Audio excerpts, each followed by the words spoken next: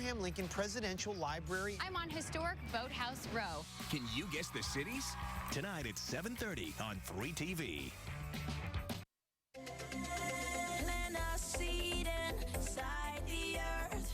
We're having a blast today with some fire and ice, and back with more fun experiments for the family is Mark Martinez with the Arizona Science Center. Good to see you. Good to see you too. All right, earlier we did liquid nitrogen with Gina. Now we're going to do a little flameage. Yep, so today now we're going to be talking about wildfires and what a drastic natural disaster that they are. So wildfires actually clear about 4 to 5 million acres of land every year, and unfortunately the majority of those are started by humans. Yes. Yeah. So if you Cigarettes, campfires are left, still burning. Like so the actual #1 naturally occurring way that wildfires can start is actually by a lightning strike. So what I have in front of you is a little mini cottonwood forest made out of cotton balls, and this Tesla coil is actually going to demonstrate what it would look like if a lightning strike started a wildfire. So let's see what, let's go ahead and give this a little zap. And what kind of device is this? So this is a Tesla coil. So see how quickly that goes up? Wildfires can start just as quickly as that. This represents a crown fire. They burn at the very tops of the trees. They spread really, really quickly, and that's why they're so hard to contain. So now we're just gonna... And then the wind starts kicking up and... Exactly.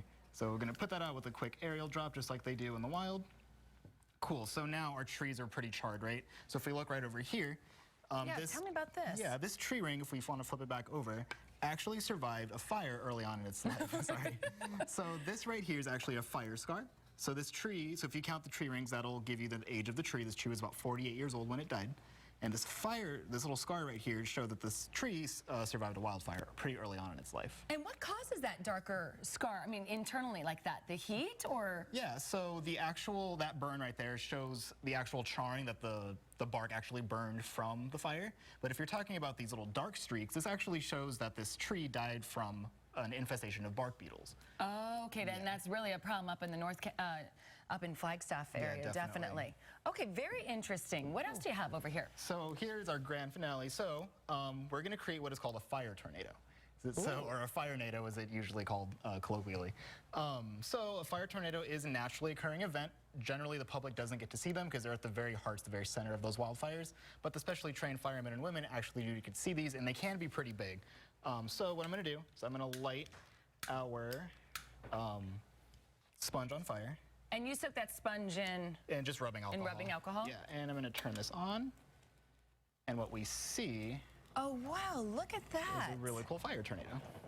Yeah. It's gorgeous to look at, but I would never want to be anywhere near it. No, they're terrifying. So the way they start actually, when the air around the fire gets really hot and hot air rises, and it's going to meet the cooler air at the top, like towards the top of the atmosphere. When those two different temperatures of air meet, they start to create a cyclone, and because there's fire involved, if there's fire near, it kind of just gets sucked up into the mix. And how high can a tornado like this, a fire tornado, go up into the forest or into the sky? Surprisingly huge, like the size of houses. They can be really, really large. Really? And do they just keep on building up because of that air? They get bigger and bigger? So just like a regular tornado, they can last from seconds to actually quite a bit longer. Yeah.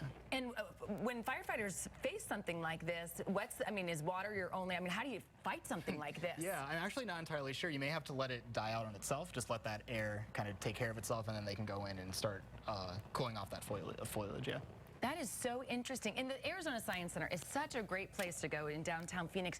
You not only have great events for all the kids, but for all of the adults as well. Tell me about some of those. Yeah, so we actually have an ongoing adult-only event called Science with a Twist, and it centers on teaching adults some science. You know, there's lots of engaging activities, there's some demonstrations, there's a DJ with the dance floor. It's the third Friday of every month. Third Friday every month. It's kind of like a fun little date night, and I bet you probably get a great crowd. And they're always doing something different. Oh, there's a new theme every single month.